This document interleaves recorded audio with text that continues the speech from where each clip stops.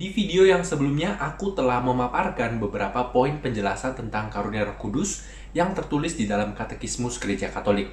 Dan di dalam video itu, aku berusaha seminimal mungkin untuk menambahkan opini atau sharing dari pengalaman pribadi mengenai karunia Roh Kudus. Karena aku akan membagikan cerita pengalamanku di video berikut ini.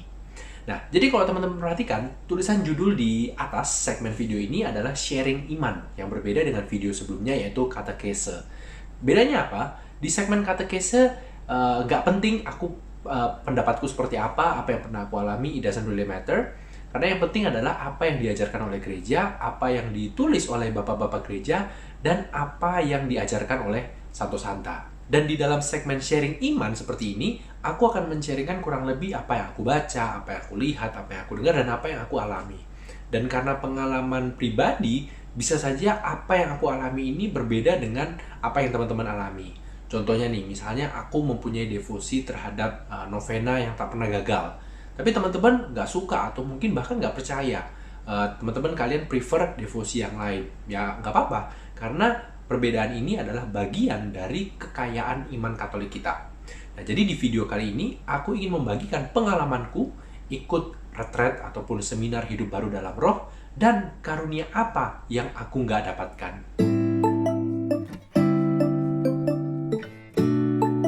Seperti biasa, sebelum aku memberi komentar, aku ingin memberi konteksnya dulu, biar apa yang aku sampaikan tidak melebar kemana-mana. Jadi aku pertama kali ikut retret yang berhubungan dengan hidup baru dalam roh, SHDR, pencurahan Roh Kudus, itu pada waktu aku kelas 3 SMP, which is udah lama banget dan nggak perlu disebutin, biar nggak kelihatan tuanya ya. Jadi aku ikut retret di Tumpang, ini kalau nggak salah sempet ikut 2-3 kali, terus waktu lulus kuliah aku juga sempet ikut beberapa kali SHDR, which is paling tidak lebih dari 10 tahun yang lalu. Jadi aku udah lama banget nggak pernah update seperti apa retret atau SHDR ini sekarang, apa yang diajarkan, metodenya seperti apa, dan lain-lain. With that said, apa yang aku mau sampaikan di sini bukan untuk mengkritik apa yang aku nggak tahu. Jadi aku nggak akan menyinggung soal apa yang diajarkan, bagaimana proses SHDR, dan lain-lain. Yang ingin aku diskusikan dengan teman-teman, yang ingin aku bagikan kepada teman-teman adalah hal yang sampai hari ini aku masih sering dengar dari teman-teman yang pernah ikut SHDR, teman-teman yang baru aja ikut SHDR. Dari beberapa teman-teman yang baru aja ikut SHDR ini, aku sering mendengar satu pertanyaan yang dulu banget, pertanyaan ini udah sering banget aku dengar, dan ternyata masih ditanyakan juga sekarang. Dan pertanyaan itu adalah, dapat gak? Dapat apa?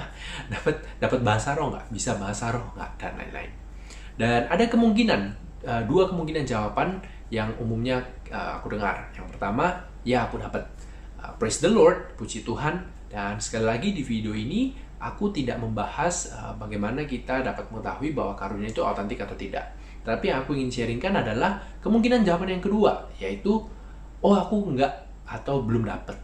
Nah, biasanya jawaban ini akan diikuti dengan sebuah justification, ya, sebuah alasan. Mungkin waktu pencurahan Roh Kudus aku belum sungguh-sungguh, mungkin aku belum mempersiapkan diri dengan baik, atau bahkan ada yang mengatakan sepertinya memang aku masih kurang beriman. Nah, kenapa aku ingin men-sharingkan hal ini? Karena aku pun mengalami hal yang serupa bertahun-tahun yang lalu. Kenapa aku nggak mendapat karunia yang aku minta? Apa yang salah? Apa yang kurang? Apa yang harusnya bisa aku lakukan lebih baik lagi supaya Tuhan mau memberi karunia ini? Dan karena aku mendengar bahwa ternyata masih ada orang di sekitarku yang mempunyai pemikiran seperti ini, jadi mungkin juga ada orang lain di luar sana, Anda yang menonton video ini, ataupun teman-teman Anda yang mempunyai pertanyaan yang sama. Oleh karena itu di video ini ada 3 hal yang ingin aku bagikan buat teman-teman yang mempunyai pertanyaan seperti ini. Yang pertama, karunia itu berbeda dengan upah. Kalau upah itu diberikan sebagai suatu imbalan, suatu balas jasa. Jadi kita udah melakukan sesuatu dengan baik, maka kita pun layak untuk memperoleh upah yang setimpal.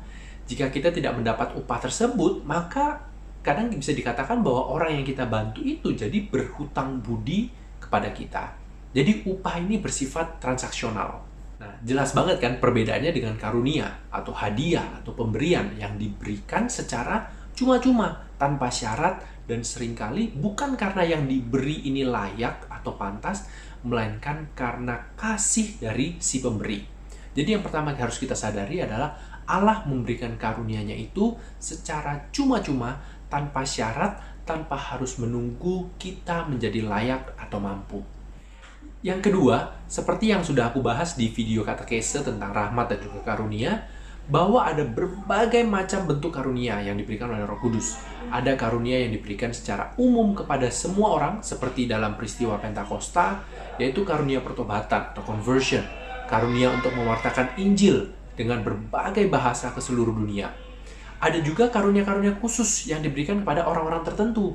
Contohnya kepada para rasul, mereka mendapatkan karunia untuk memberikan absolusi, mendengarkan pengakuan, dan memberikan pengampunan atas dosa.